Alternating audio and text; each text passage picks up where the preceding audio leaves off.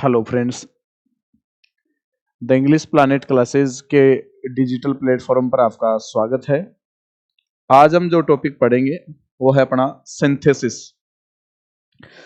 Synthesis जो topic आज हम पढ़ेंगे, वास्तव में सिंथेसिस है क्या। हम इस सिंथेसिस टॉपिक में जो है वो बेसिक से लेकर एडवांस तक की सारी बातें पढ़ेंगे। तो आपको ढंग से देखना है और समझना है कि वास्तव में सिंथेसिस है क्या। तो सिंथेसिस पढ़ने से पहले अपन को ये देखना है कि सिंथेसिस वास्तव में है क्या, उसमें काम क्या करना होता है अपने को। देखो, सिंथेसिस है ये चीज है। यदि सिंथेसिस के बारे में देखें तो सिंथेसिस क्या है, तो सिंथेसिस वास्तव में एक प्रोसेस है, is the process. Synthesis is the process of joining two sentences to make a simple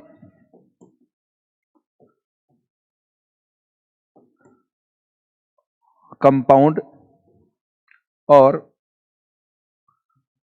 complex sentence। ये अपने जो है वो सिंथेसिस के बारे में बेसिक सी इंफॉर्मेशन है कि वास्तव में सिंथेसिस में काम क्या करना है अपने को। सिंथेसिस है क्या, तो सिंथेसिस देखो क्या है। सिंथेसिस एक प्रक्रिया है, एक प्रोसेस है। और सिंथेसिस के इस प्रोसेस में काम क्या होता है, तो देखो सिंथेसिस एक ऐसा प्रोसेस है, प्रोसेस बोले तो ऐसी प्रक्रिया है सिंथेसिस जिसके अंदर क्या किया जाता है, ज्वाइन किया जाता है। ज्वाइन का मतलब होता है जोड़ा जाता है। किसको जोड़ा जाता है? टू सेंटेंसेस, दो सेपरेट सेंटेंस होंगे, उनको कंबाइन किया जाएगा, ज्वाइन किया जाएगा और एक सिंपल सेंटेंस बनाया जाता है। वो सेंटेंस जो बनाएंगे वो सिंपल भी हो सकता है, वो अपना कंपाउंड भी हो सकता है और वो अपना कॉम्प्लेक्स भी हो सकता है।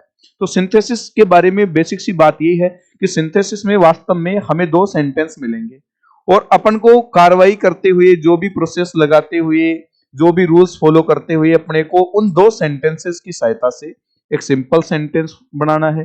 वो सेंटेंस कंपाउंड भी हो सकता है और वो सेंटेंस कॉम्प्लेक्स भी हो सकता है। तो सिंथेसिस एक ऐसा प्रोसेस है जिसमें दो सेंटेंस होंगे, दोनों को जोड़कर एक सिंपल, कंपाउंड या कॉम्प्लेक्स सेंटेंस बनाया जाता है।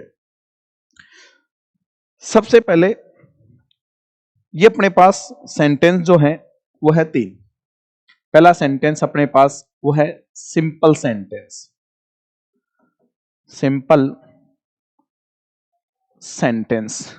सेकंड जो अपने पास सेंटेंस है वो है कंपाउंड,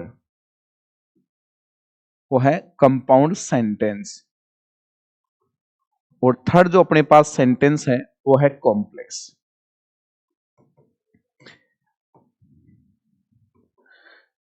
ये अपने पास तीन प्रकार के सेंटेंस है। पहला अपने पास है सिंपल सेंटेंस, सेकंड है अपने पास कंपाउंड सेंटेंस और लास्ट वाला है कॉम्प्लेक्स सेंटेंस। ये अपने पास तीन प्रकार के सेंटेंसेस पाए जाते हैं। अब अपन को ये देखना है कि वास्तव में सिंपल सेंटेंस कौन सा सेंटेंस कहलाता है, कंपाउंड किसे कहा जाता है, और अपने पास ये देखना है कि लास्ट वाला जो है वो कॉम्प्लेक्स है, कॉम्प्लेक्स किसे कहते हैं। इन तीनों के बारे में डिटेल से अब आप पढ़ेंगे। तो सबसे पहले अपनी जो बात है वो है सिंपल सेंटेंस। सबसे पहला है अपना सिंपल सेंटेंस। तो ऐसे एक नंबर लगा के हम लिखेंगे फॉर्मेशन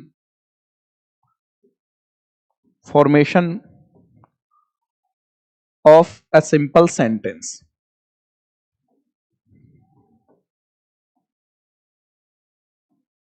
एक सिंपल सेंटेंस का फॉर्मेशन कैसे होता है, निर्माण कैसे होता है, वो देखेंगे हम। इस सिंपल सेंटेंस को फ्रेम करने के लिए कौन कौन सी बातें अपने पास होती है। तो बेसिकली देखो, सेंटेंस जो होता है वो ग्रुप ऑफ वर्ड्स होता है, लेकिन सिंपल सेंटेंस क्या होता है। वास्तव में इतनी सी बात लिखूंगा मैं, सिंपल सेंटेंस में एक सब्जेक्ट तथा एक वर्ब होती है। सिंपल सेंटेंस वह सेंटेंस होता है जिसमें एक सब्जेक्ट तथा एक वर्ब होती है, वो सिंपल सेंटेंस होता है। और यदि हम देखें, ये जो वर्ब होती है वो वर्ब भी बेसिकली फाइनाइट वर्ब होनी चाहिए अपनी। अब अपने मन में क्वेश्चन ये है कि भाई सिंपल सेंटेंस में एक सब्जेक्ट तथा एक वर्ब होती है, वर्ब अपनी फाइनाइट वर्ब होनी चाहिए। तो फाइनाइट वर्ब किसे कहते हैं? तो देखो, फाइनाइट वर्ब वह वर्ब होती है जिसके अंदर टेंस पाया जाता है। जिस वर्ब के अंदर टेंस पाया जाता है वह फाइनाइट वर्ब होती है, और जिसके अंदर टेंस नहीं पाया जाता है वह नॉन फाइनाइट वर्ब होती है। और सिंपल सेंटेंस में जो वर्ब होती है वो फाइनाइट वर्ब की कैटेगरी में आती है। तो फाइनाइट वर्ब क्या है? तो देखो, फाइनाइट वर्ब वो वर्ब होती है, एक तो अपने पास वर्ब है, और इस वर्ब के अपन दो पार्ट कर ले। तो पहले अपने पास है फाइनाइट, बेसिक्स इंफॉर्मेशन लेंगे इनके बारे में, ज्यादा नहीं, ये फाइनाइट है। और दूसरे अपने पास है वो है नॉन फाइनाइट, ये लो, ठीक है। फाइनाइट वर्ब्स और नॉन फाइनाइट वर्ब्स, ये अपने पास दो कैटेगरीज हैं। फाइनाइट वर्ब कौन सी होती है? फाइनाइट वर्ब वह वर्ब होती है जिसमें क्या पाया जाता है? टेंस पाया जाता है, टेंस पाया जाता है, ठीक है। और इसमें मॉडल्स भी आते हैं, इसमें मॉडल्स भी आते हैं और इसमें टेंस पाया जाता है, वह फाइनाइट वर्ब होती है, ठीक है। फाइनाइट वर्ब वह वर्ब होती है जो सेंटेंस के स्ट्रक्चर के अकॉर्डिंग चेंज हो जाए। जैसे मान लो यदि सेंटेंस नेगेटिव है तो नेगेटिव के अकॉर्डिंग चेंज हो जाएगी, यदि सेंटेंस अफर्मेटिव है तो अफर्मेटिव के अकॉर्डिंग चेंज हो जाए, और यदि सेंटेंस इंट्रोगेटिव है तो इंट्रोगेटिव के अकॉर्डिंग वो चेंज हो जाए। वो तो कौन सी वर्ब होती है? फाइनाइट वर्ब होती है, ठीक है। नॉन फाइनाइट क्या होती है? इसे टेंस लेस वर्ब कहा जाता है, जिसमें टेंस नहीं पाया जाता है। ये टेंस लेस वर्ब होती है जिसमें टेंस नहीं पाया जाता है, ठीक है। ये जो है वो इसका इस पे सेंटेंस के अफर्मेटिव होने का, ठीक है, कि मान लो सेंटेंस अफर्मेटिव है, इसका कोई प्रभाव नहीं होता है। सेंटेंस नेगेटिव है, सेंटेंस के नेगेटिव होने का भी कोई इफेक्ट नहीं होता है। और सेंटेंस इंट्रोगेटिव है तो भी कोई इफेक्ट नहीं होता है, ठीक है। अगली एक और बात जो अपन को ध्यान रखनी है कि ये जो फाइनाइट वर्ब होती है, फाइनाइट वर्ब जो है इस पर सब्जेक्ट का फर्क पड़ता है, सब्जेक्ट के अकॉर्डिंग ये वर्ब चेंज होती है।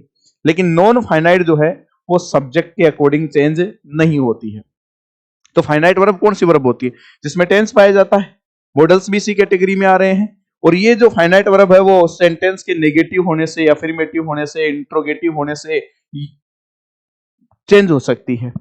इस बात को ऐसे समझेंगे एग्जाम्पल की दृष्टि से। जैसे मान लो मैंने एग्जाम्पल लिया, उस एग्जाम्पल को ढंग से समझना है, उसके बाद ही आगे चलेंगे। मैंने क्वेश्चन लिया, मैंने लिखा रवि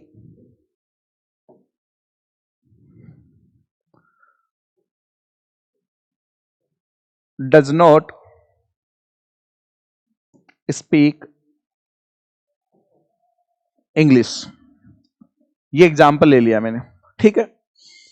अब जैसे मान लो ये अपने पास वर्ब है, ये अपने पास वर्ब है। इसी को थोड़ा सा बेटर समझने के लिए मैं थोड़ा सा एग्जांपल चेंज करके दिखाता हूं आपको। अब मान लो यहां आ रहा है अपने पास, एग्जांपल चेंज ना करते हुए इसी एग्जांपल को आगे लेके चल रहे हैं कि फाइनाइट नॉन फाइनाइट अपने को पता कैसे चलेगा। जैसे मान लीजिए ये है अपने पास, ये हेल्पिंग वर्ब है और ये क्या है? मेन वर्ब है, और ये अपना नेगेटर है बीच में, नोट है। अब जैसे मान लो इसमें अपना सब्जेक्ट क्या है? रवि है। अब अपने को देखते ही पता चल रहा है भाई प्रेजेंट इंडेफिनिट टेंस है तो टेंस पाया जा रहा है, तो ये तो फाइनाइट वर्ब है। लेकिन अपने को यदि इस बात को कोई अपन से प्रश्न पूछ ले कि भाई ये वर्ब फाइनाइट ही क्यों है, नॉन फाइनाइट क्यों नहीं है, तो अपने से करेंगे।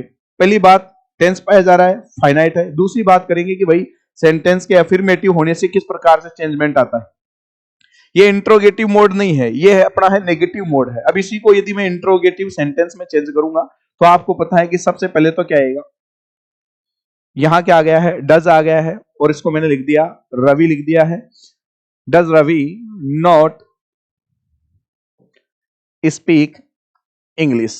यहां तक ठीक बात है, कोई दिक्कत नहीं है, ये अपना इंट्रोगेटिव सेंटेंस हो गया। लेकिन अब मान लीजिए इसी में मैं इसी के अंदर अपन जो है वो इस रवि को चेंज कर देते हैं। रवि सिंगुलर है, सिंगुलर सब्जेक्ट है रवि।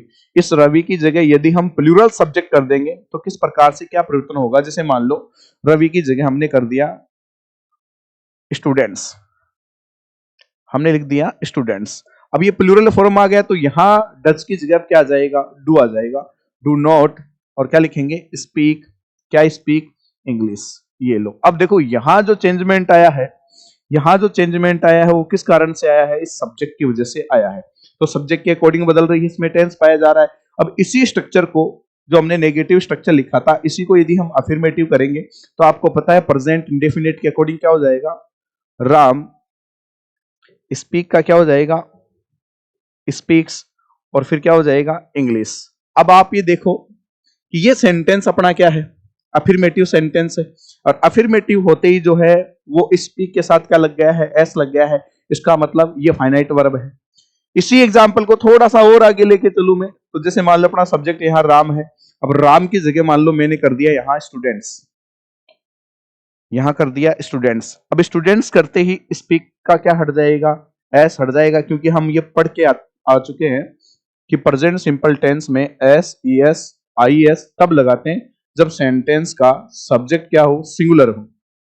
तो अब देखो इस स्टूडेंट्स के अकॉर्डिंग स्पीक पर सीधा सीधा प्रभाव पड़ा है। जिस स्पीक के साथ पहले एस आ रहा था, अब उस स्पीक के साथ एस का यूज नहीं हो रहा है। इसका मतलब वर्ब के जो स्वरूप है उसमें परिवर्तन हुआ है, इसलिए ये क्या है, फाइनाइट वर्ब है। ये लो, ये फाइनाइट वर्ब की पहचान है अपने पास। यदि हम बात करें आगे, नॉन फाइनाइट क्या है, नॉन फाइनाइट का मतलब ये होता है, जैसे मान लो बेसिकली आपने देखा होगा टू के बाद में वर्ब की फर्स्ट फॉर्म आ रही है, ये क्या है, नॉन फाइनाइट।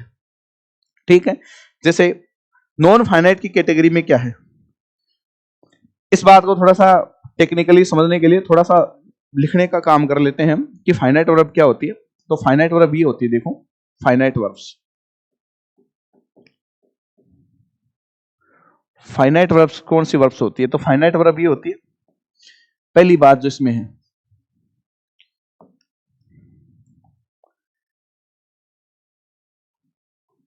इनमें टेंस पाया जाता है। पहली बात कि फाइनाइट वर्ब वो वर्ब होती है जिनमें टेंस पाया जाता है।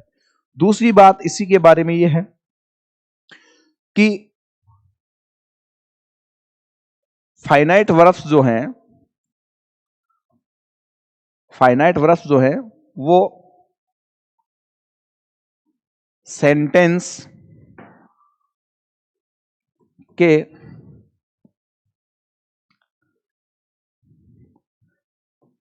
स्ट्रक्चर और सब्जेक्ट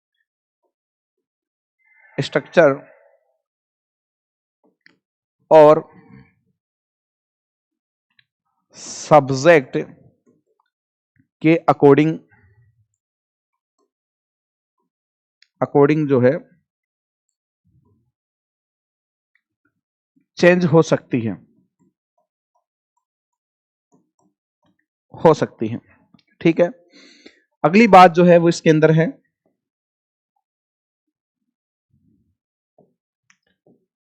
अपने पास जो मॉडल्स हैं, मॉडल्स फाइनाइट वर्ब्स हैं, ये ध्यान रखना है अपने को, फाइनाइट वर्ब्स हैं, इसमें टेंस पाया जाता है, और फाइनाइट जो वर्ब्स है वो सेंटेंस के स्ट्रक्चर और सब्जेक्ट के अकॉर्डिंग चेंज हो सकती है। फॉर एग्जाम्पल, इसके मान लो एग्जाम्पल यदि अपने को नोट डाउन करनी हो तो इसके एग्जाम्पल है, इसे मैंने लिखा, एग्जाम्पल है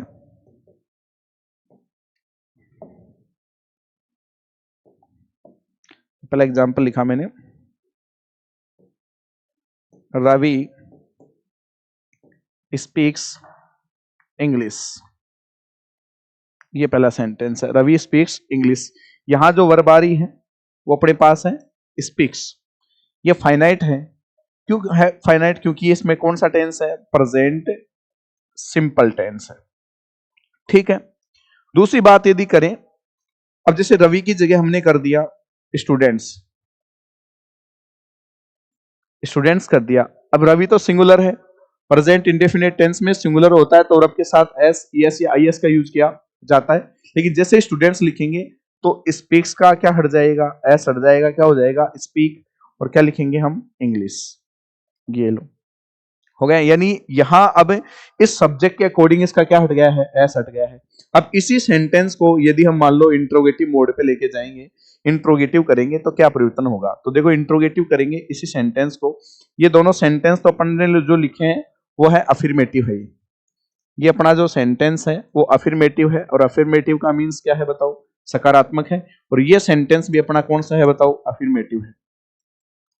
ये लो, ये भी अपना अफर्मेटिव है। यहां जो परिवर्तन हो रहा है, यहां जो परिवर्तन हो रहा है इसमें, वो हो रहा है सब्जेक्ट के अकॉर्डिंग चेंजमेंट हो रहा है। हाँ, सब्जेक्ट के अनुसार चेंज हुआ है, ये बात यहां सब्जेक्ट के अकॉर्डिंग चेंज हुआ है। अब मान लो इसी सेंटेंस को मैं थोड़ा सा ऐसे लिख दूं, इंट्रोगेटिव करना हो अपने को इसी सेंटेंस को, तो हम कैसे करेंगे, पहले ऊपर वाले को देखेंगे, इसको ऐसे लिखेंगे, डज रवि स्पीक इंग्लिश। ये लो, अब देखो यहां इंट्रोगेटिव होते अपने पास डज आ गई है एज ए हेल्पिंग वर्ब, और इसका जो अफर्मेटिव में हम रवि के साथ एस या ईएस लगा रहे थे वो भी अपना क्या हो गया है, हट गया है। और यदि इसी को यदि हम ऐसे कर लें, इसी को यदि ऐसे कर दें कि मान लो यहां सब्जेक्ट स्टूडेंट्स कर दें, और इसी को इंट्रोगेटिव करना हो तो स्टूडेंट्स प्लूरल होने की वजह से यहां आ जाएगा डू स्टूडेंट्स। अब लिखेंगे अपन स्पीक, और क्या स्पीक इंग्लिश, और ये अपन ने लगा दिया है इंट्रोगेटिव मार्क। इस प्रकार से आप देख लो कि फाइनाइट वर्ब वो वर्ब होती है जिसमें टेंस पाया जाता है और उसके स्ट्रक्चर में चेंजमेंट हो सकता है। किसके अनुसार, उसके स्ट्रक्चर में सब्जेक्ट के अनुसार चेंजमेंट हो सकता है, स्ट्रक्चर के अनुसार भी चेंजमेंट हो सकता है। फाइनाइट वर्ब है, अफर्मेटिव सेंटेंस है, तो उसमें फाइनाइट वर्ब दिखने में अलग लगेगी अपन को। उसी को यदि हम नेगेटिव कर देंगे तो वो अलग नजर आएगी, इंट्रोगेटिव करेंगे तो थोड़ा सा और परिवर्तन हो जाएगा इसमें। तो ये सारा परिवर्तन जो है वो सेंटेंस के स्ट्रक्चर के अकॉर्डिंग होता है, सब्जेक्ट के अकॉर्डिंग भी अपना चेंजमेंट होता है इसमें। ठीक है, ये तो होती है फाइनाइट वर्ब। इतनी सी जानकारी आपके पास होनी चाहिए सिंपल सेंटेंस फ्रेम करने के लिए। दूसरी होती है नॉन फाइनाइट। जो नॉन फाइनाइट में क्या क्या आता है, नॉन फाइनाइट क्या होती है, नॉन फाइनाइट वर्ब्स देखेंगे हम। देखो नॉन फाइनाइट वर्ब्स कौन कौन सी वर्ब्स होती है। पहली बात, ये टेंसलेस वर्ब्स होती हैं। टेंसलेस वर्ब्स होती हैं, इनमें टेंस नहीं पाया जाता है। दूसरी बात,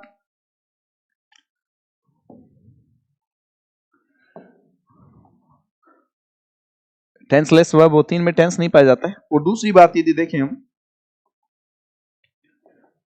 तो ये है कि ऐसे लिख दूं मैं,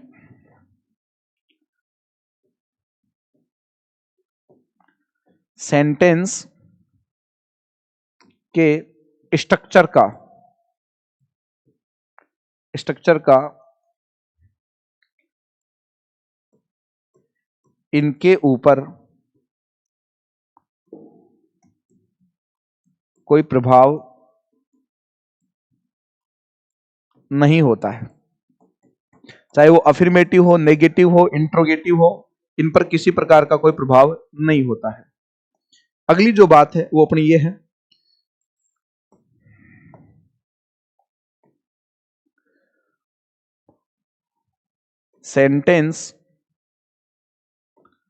सेंटेंस के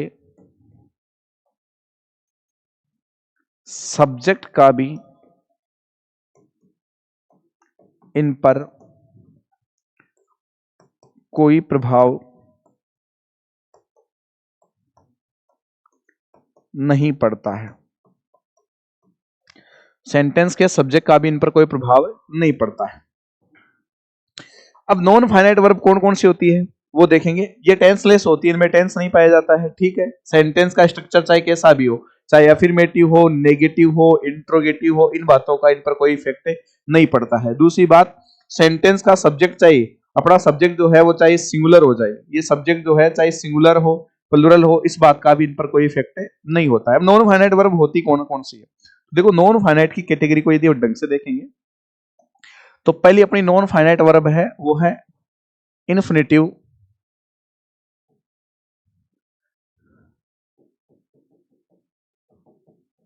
इन्फिनिटिव टू।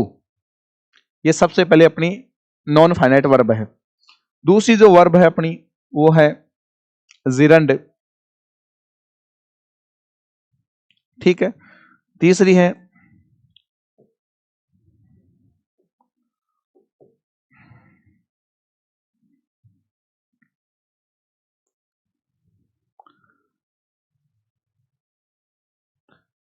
ऐसे थोड़ा सा टेक्निकल बात लिख देता हूं मैं, वो है V3। अब V3 में ध्यान रखना आप, V3 कैसे, फॉर एग्जाम्पल जैसे मैंने लिख दिया पास्ट पार्टिसिपल के तौर पर, पास्ट पार्टिसिपल के तौर पे यदि V3 आ रही है ना, तो वो भी अपने कौन सी कैटेगरी में है, वो नॉन फाइनाइट की कैटेगरी में है, ठीक है। ये अपनी नॉन फाइनाइट होती है। कैसे, फॉर एग्जाम्पल मैंने लिखा, इस चीज को ऐसे देखेंगे, इन्फिनिटिव मार्कर 2 क्या है, जैसे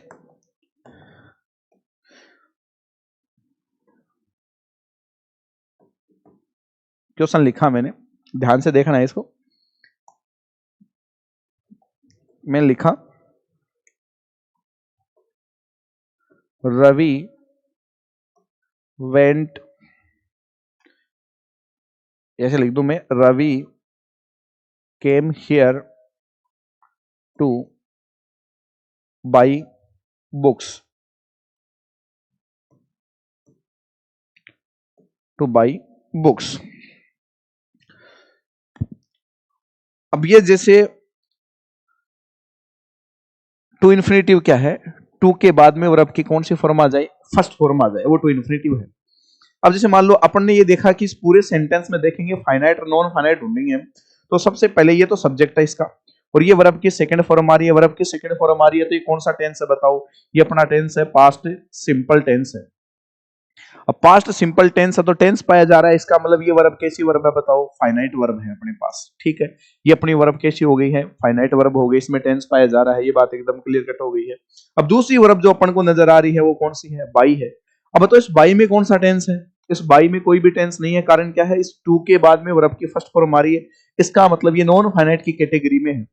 टू के बाद में यदि वर्ब की फर्स्ट फॉर्म आ रही है तो नॉन फाइनाइट की कैटेगरी में होती है, वो फाइनाइट नहीं है।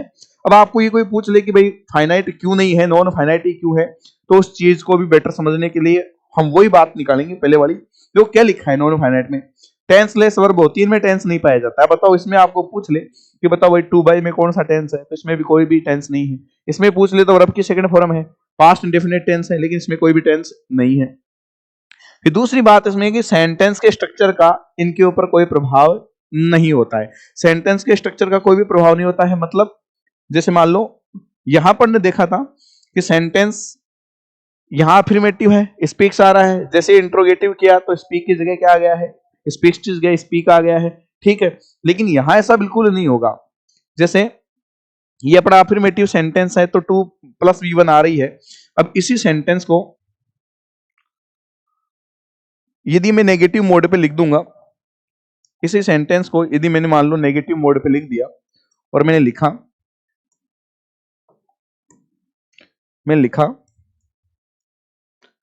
रवि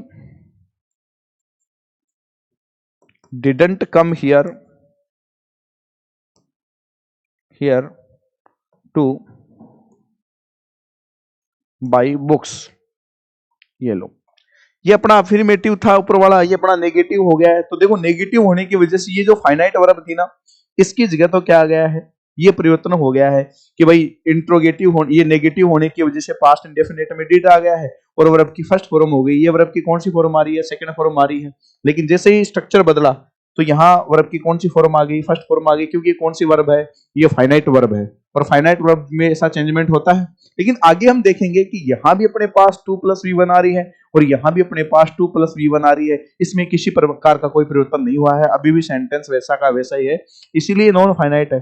अब चाहे यहां आप चाहे इसको नेगेटिव बना दो, चाहे इसको इंट्रोगेटिव बना दो, चाहे इसको आप अफर्मेटिव रखो, यहाँ 2 + V1 आएगी तो 2 + V1 ही आनी है, क्योंकि नॉन फाइनाइट है और नॉन फाइनाइट में किसी प्रकार का भी कोई परिवर्तन नहीं होता है, यहाँ कोई भी चेंज नहीं है, यहाँ नो चेंज है।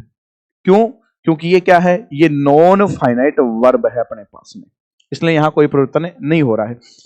अब सेंटेंस का सब्जेक्ट भी यदि चेंज हो जाएगा तो इसके ऊपर कोई इफेक्ट नहीं होगा। फॉर एग्जाम्पल जैसे मान लो मैंने लिखा रवि की जगह मैंने लिख दिया दे, और मैं लिख दिया डिडंट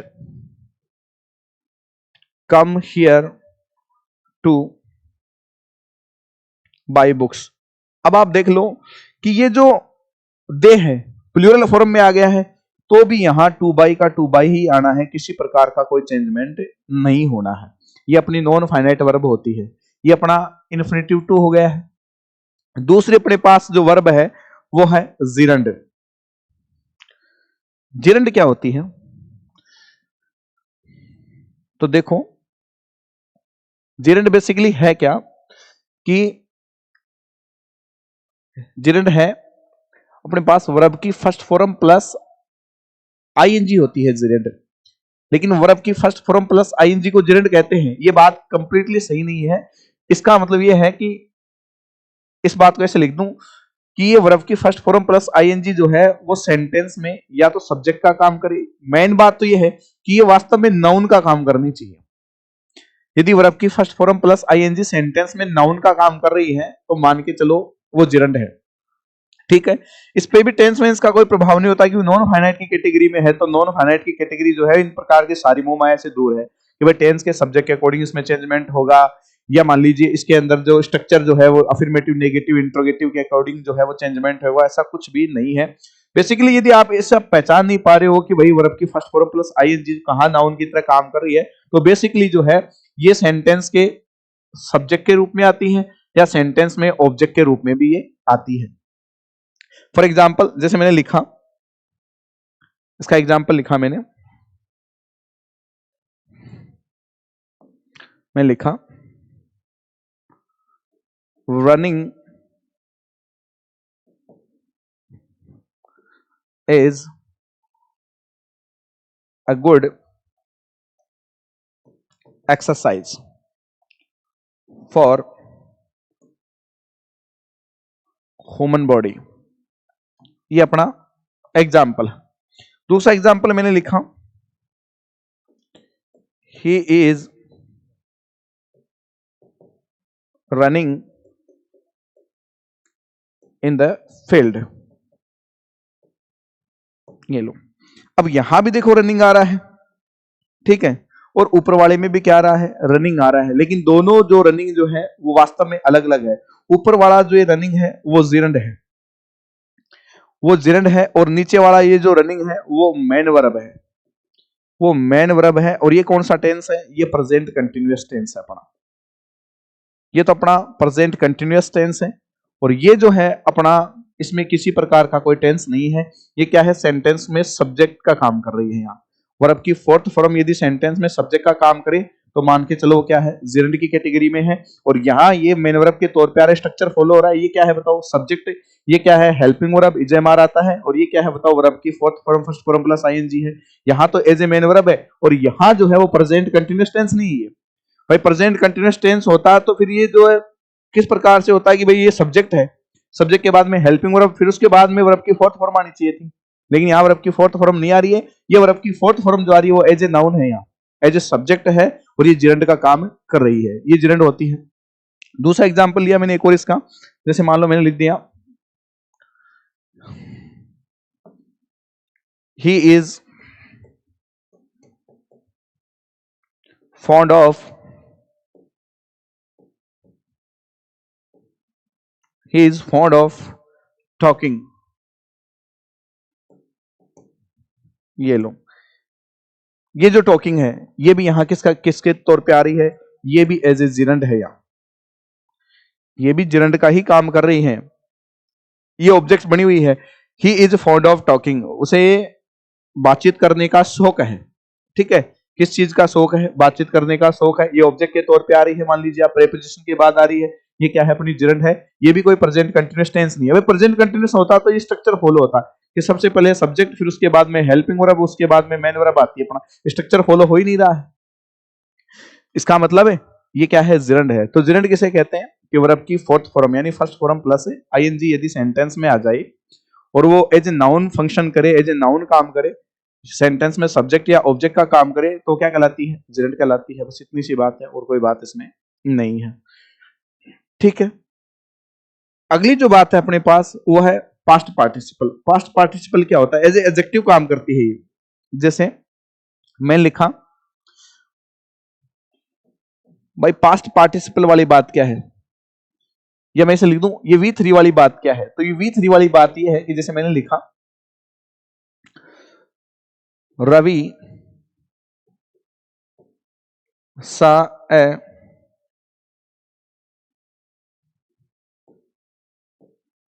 ब्रोकन ग्लास। ठीक है, अब यहां देखोगे इस सा में तो टेंस अपना कौन सा टेंस है बताओ? पास्ट सिंपल टेंस है, इसमें अपना पास्ट सिंपल टेंस है। ठीक है, पास्ट इंडेफिनिट टेंस है इसमें।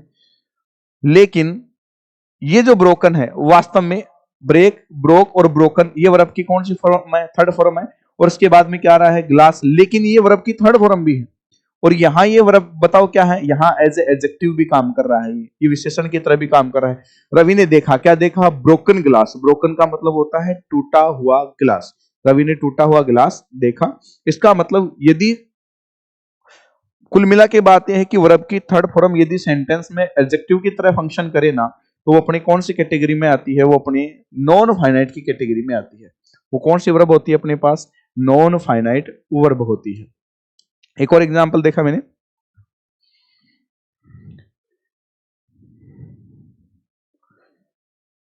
ही सा ए डाइड स्नेक। उसने मरा हुआ सांप देखा। अब यहां देखो ये जो सा आ रहा है ये तो कौन सा टेंस है बताओ? पास्ट इंडेफिनिट है, तो ये तो फाइनाइट वर्ब हो गई है। लेकिन आपको पूछ ले इस डाइड में बताओ कौन सा टेंस है? तो इसमें कोई भी टेंस नहीं है। ये जो वर्ब आ रही है ये वास्तव में एज ए एडजेक्टिव फंक्शन कर रही है। यहां किसकी विशेषता बता रही है? स्नेक की। कि सांप कैसा है बताओ? ये सांप कैसा सांप है? ये सांप मरा हुआ सांप है। सांप मरा हुआ है। ठीक है, ये विशेषता बता रही है। तो यहाँ एज ए वर्ब की थर्ड फॉर्म जो है वो किसके रूप में काम कर रही है? अपने एडजेक्टिव के रूप में काम कर रही है। जब ऐसी स्ट्रक्चर भी अपने पास बनती है तो वो नॉन फाइनाइट की कैटेगरी में होती है। तो आज की क्लास में हमने ये देखा कि भाई अपना जो सिंथेसिस है, सिंथेसिस के बारे में बेसिक सी जानकारी अपन ने ली कि सिंथेसिस क्या होता है। एक प्रोसेस होता है जिसमें दो सेंटेंसेस को मिलाकर अपने को सिंपल, कंपाउंड या कॉम्प्लेक्स सेंटेंस बनाना होता है।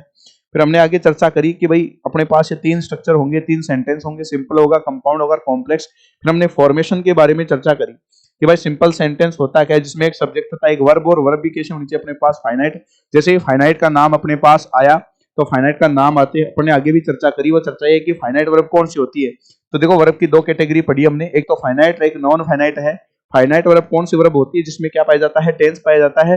ठीक है, मॉडल्स भी फाइनाइट की कैटेगरी में है। और सेंटेंस के अफर्मेटिव, नेगेटिव, इंट्रोगेटिव होने का इन पर सीधा सीधा प्रभाव पड़ता है। ठीक है, फिर नॉन फाइनाइट क्या है? इसे टेंसलेस वर्ब भी कहा जाता है, जिसमें टेंस नहीं पाया जाता है। इसमें चाहे सेंटेंस अफर्मेटिव हो, नेगेटिव हो, इंट्रोगेटिव हो, चाहे सब्जेक्ट सिंगुलर हो, प्लूरल हो, इन बातों का इन पर कोई भी इफेक्ट नहीं पड़ता है। ये कौन सी कैटेगरी में आती है? नॉन फाइनाइट की कैटेगरी में आती है। फिर आगे हमने पढ़ा कि भाई फाइनाइट वर्ब कौन कौन सी होती है, उसको लेकर हमने चर्चा करी कि फाइनाइट वर्ब वो होती है जिनमें टेंस पाया जाता है। ठीक है, स्ट्रक्चर का भी फर्क पड़ता है, कुछ एग्जाम्पल हमने देखे हैं। ठीक है, उसके बाद में नॉन फाइनाइट के बारे में चर्चा करी कि इनमें टेंस है नहीं पाया जाता है। ठीक है, सेंटेंस के स्ट्रक्चर का भी कोई इफेक्ट नहीं होता है। ठीक है, सब्जेक्ट चाहे कोई भी हो इसका भी नॉन फाइनाइट वर्ब पे कोई प्रभाव नहीं पड़ता है। आगे वाली जो क्लास होगी उस क्लास में हम ये देखेंगे कि भाई किस प्रकार से फॉर्मेशन करना होता है सिंपल सेंटेंस का। ठीक है, तब तक आप पढ़ते रहिए, मस्त रहिए, और आपको इस चैनल पर कंटिन्यू इंग्लिश से रिलेटेड वीडियो मिलते रहेंगे, चाहे वो बोर्ड एग्जाम्स हो, चाहे कॉम्पिटिटिव इंग्लिश हो, रेगुलर आप देखते रहिए। ठीक है, कंटेंट आपको अच्छा लगे तो सब्सक्राइब जरूर कीजिए, पढ़ते रहिए, मस्त रहिए। धन्यवाद।